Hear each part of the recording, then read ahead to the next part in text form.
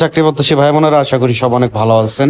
আজকে কথা বলবো আপনার 19 জন পদে রাষ্ট্রপতি কার্যালয়ের নিয়োগ বিজ্ঞপ্তি চলে আসছে অলরেডি আমাদের মাঝে, এবং কবে হচ্ছে আবেদন শুরু হবে, শেষ হবে, সকল কিছু জানতে পারবেন। এবং কি কাজ মূলত আপনারা কিভাবে কি করবেন সবকিছু আজকের এই ভিডিওতে দেখতে পারবেন। আপনারা দেখতে পাচ্ছেন পদের ক্যাটাগরি হচ্ছে 2 আর মোট পদের সংখ্যা হচ্ছে 19। এখানে আমরা নিচ থেকে শুরু করব। এখানে কিভাবে কি আপনাদের করতে হবে অবশ্যই আপনারা এখানে দেখতে পারবেন। তো আপনারা যারা চাকরি প্রত্যাশী ভাই বোনেরা আছেন, এইখানে আপনাদের 2টি পদে মূলত এখানে নিয়োগ করা হবে। আপনারা যদি দেখেন, 1 নম্বরে আছে অফিস সহকারী কাম কম্পিউটার খুচরা খরিদ, অর্থাৎ হচ্ছে office assistant cum computer typist.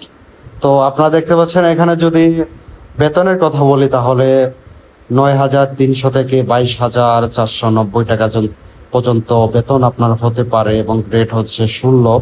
আপনার যে যোগ্যতাটা লাগবে সেটা হচ্ছে কোনো স্বীকৃতি বোর্ড হইতে উচ্চ মাধ্যমিক সার্টিফিকেট এসএসসি বা সমমান পরীক্ষায় উত্তীর্ণ হতে হবে।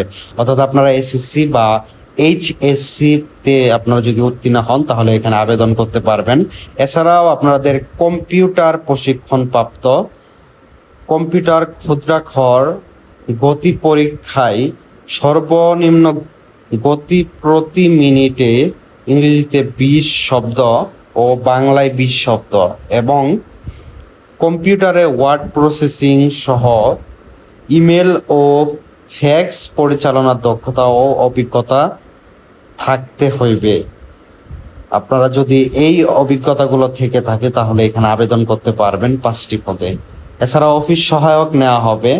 আপনারা যদি দেখেন এখানে অফিস সাপোর্ট স্টাফ, এখানে বেতন সর্বনিম্ন ধরা হবে 8,250 থেকে 20,010 টাকা পর্যন্ত। 20 গ্রেডের একটি আপনার হচ্ছে চাকরি। হ্যাঁ, তো 14 জনকে নেওয়া হবে। এর ভিতরে কোনো স্বীকৃতি বোর্ড হইতে মাধ্যমিক ও সার্টিফিকেট স্কুল সার্টিফিকেট বা সমমান পরীক্ষায় উত্তীর্ণ হতে হবে। আশা করি আপনারা বুঝতে পারছেন। এখানে নিয়োগ দেওয়া হবে 14 জন। আবেদন আপনারা করতে পারবেন। আবেদনের যে শুরুর তারিখ সেটা হচ্ছে 21শে জুন 2026, আর আবেদনের শেষ তারিখ 30শে জুলাই 2026 বিকাল 4টায় শেষ হবে। আর আবেদনের পদ্ধতি হচ্ছে অনলাইনে দেখতে পাচ্ছেন bbp.teletalk.com.bd। এই ওয়েবসাইটের মাধ্যমে আপনারা আবেদনটি করে নেবেন, এবং আবেদনের ফি রাখা হবে 112 টাকা থেকে 56 টাকা পর্যন্ত। আপনারা এই চাকরিতে অবশ্যই শিক্ষাগত যোগ্যতা এবং চাকরির ধরন যদি দেখেন তাহলে এটা কিন্তু সরকারি চাকরি হিসাবে আপনারা ঢুকতে পারবেন, এবং আশা করি এই চাকরিটি আপনাদের স্থায়ী হবে আপনারা যদি করতে পারেন।